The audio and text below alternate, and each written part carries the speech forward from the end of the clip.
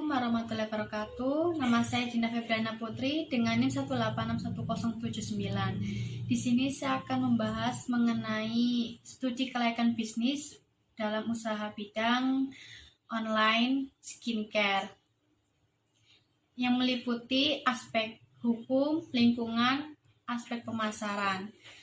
Alasan saya memilih bidang usaha ini ialah karena berjualan online sedang booming dan bisnis online ini cukup menjanjikan, apalagi dalam pandemi COVID-19.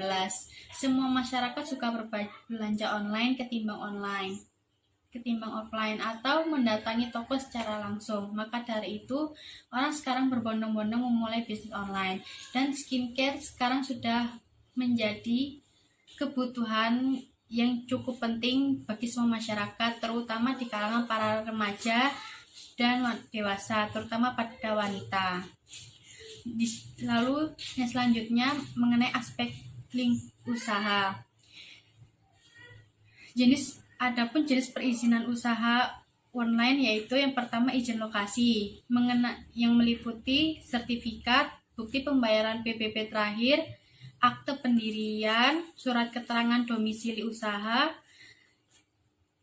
Yang kedua izin usaha.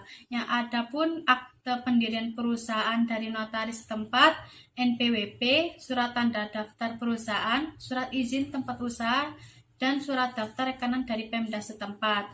Dan SIUP, lalu surat tanda terbit yang dikeluarkan oleh Kanwil Departemen. Yang terakhir tanda daftar usaha perdagangan atau TDUP. Adapun aspek legalitas produk, yang pertama PAIRT, yang kedua SP, yang ketiga PPOM, yang meliputi MD, makanan dalam negeri, yang kedua ML atau makanan luar negeri, yang keempat halal MUI, yang kelima SNI, yang keenam standar kualitas, yang meliputi ISO 22000 dan HACCP.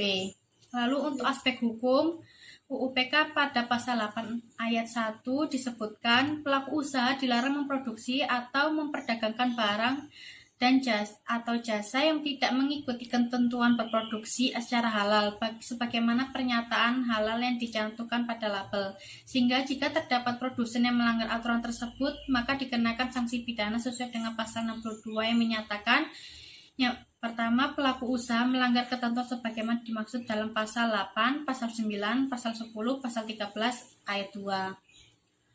Lalu adapun aspek lingkungan. Yang pertama, strength atau internal positif. Meliputi satu, online shop dinilai lebih mudah untuk memahami kemauan dan kebutuhan pelanggan. Yang kedua, harus memiliki toko offline. Yang ketiga, banyak peminat. Yang keempat, produk ini dijual relatif murah. Adapun weakness atau internal negatif. Yang pertama, tidak bisa mengontrol keamanan produk sampai ke tangan konsumen. Yang kedua, tidak bisa bekerja tanpa koneksi internet. Yang ketiga, sabar saat banyak pembeli yang hanya bertanya saja. Yang keempat, selalu dibandingkan dengan online shop skincare lainnya.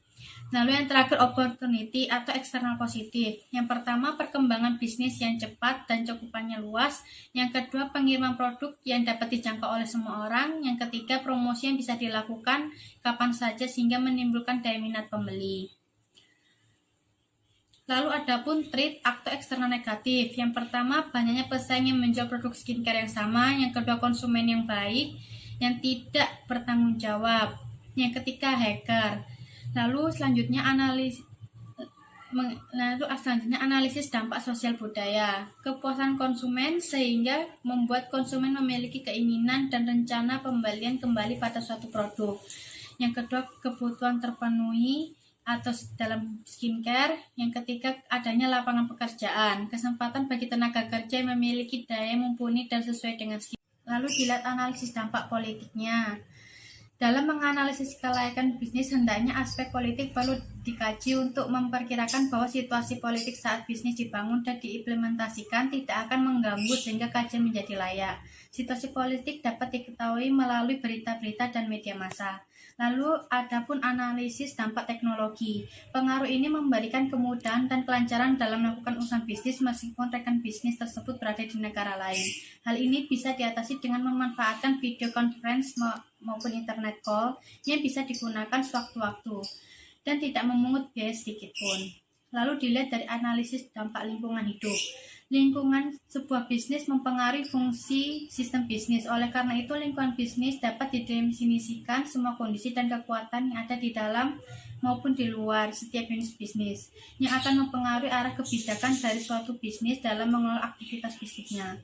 Adapun aspek pasar dan pemasaran. Yang pertama, target penjualan. Usaha ini berjual secara online, yang dimana tempat berjualnya di e-commerce online seperti di Shopee, Lazada, Tokopedia, Blibli.com, dan lain-lain. Yang mana marketplace tersebut sedang naik daun di kala pandemik sekarang ini. Yang menjadi target penjualan kami ialah semua kalangan masyarakat yang membutuhkan skincare, terutama kalangan wanita seperti remaja dan dewasa. Yang kedua, pesaing. Dalam menjalankan usaha ini tentu terdapat pesaing yang dimana menjual barang serupa. Akan tetapi kami akan tetap menunjukkan kepada pelanggan dengan meningkatkan kualitas pelayanan yang lebih baik lagi dengan harga yang cukup relatif.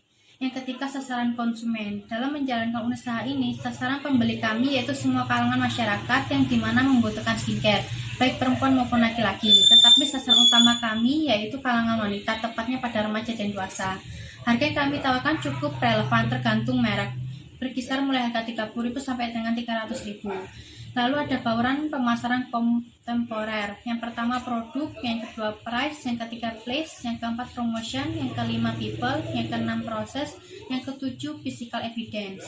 Lalu ada strategi pemasaran. Yang pertama segmenting. Yang menjadi segmen dari bisnis online skincare ini adalah segmen menengah dan segmen atas. Yang kedua targeting. Yang menjadi target market adalah masyarakat yang menggunakan media sosial dan aplikasi belanja seperti IG, Facebook, Shopee, Lada, Tokopedia, Blibli.com, dan lain-lain. Lalu ada positioning, menciptakan harga produk skincare yang lebih terjangkau dibandingkan toko lain sehingga pelanggan memiliki kesan tersendiri. Sekian dari saya, wassalamualaikum warahmatullahi wabarakatuh.